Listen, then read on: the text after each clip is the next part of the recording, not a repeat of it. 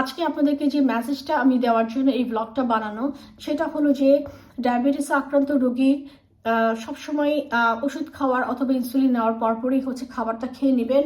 ডায়াবেটিসটা blood সুগারটা মেপে ইনসুলিনটা adjust করে নেবেন। এবং যাদের ডায়াবেটিস নাই কিন্তু এই উপসর্গগুলো হচ্ছে, তারা অবশ্যই চিকিৎসকের পরামর্শ হবেন। এটা হতে পারে আপনার নতুন প্রথমবার ডায়াবেটিস ডায়াগনোসিস হওয়ার লক্ষণ। এটা হতে পারে আপনার লিভার ডিজিজ আছে সেটার লক্ষণ, কিডনিতে প্রবলেম আছে সেটার লক্ষণ হতে পারে। আপনি যে ওষুধটা খাচ্ছেন কোনো কারণে, কোনো ওষুধ খাচ্ছেন, কোনো অ্যান্টিবায়োটিক খাচ্ছেন, সেটার একটা সাইড ইফেক্ট।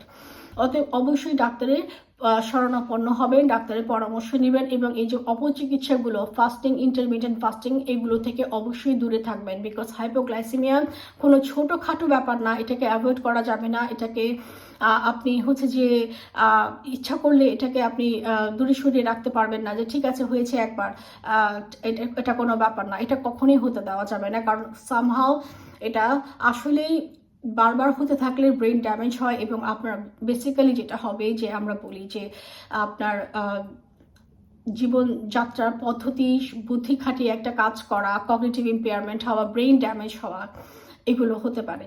অতএব হচ্ছে যে সবাইকে এই সতর্ক বার্তাগুলো পৌঁছে দেওয়া এই ব্যাপারে হাইপোগ্লাইসেমিয়া প্রিভেন্ট করার জন্য।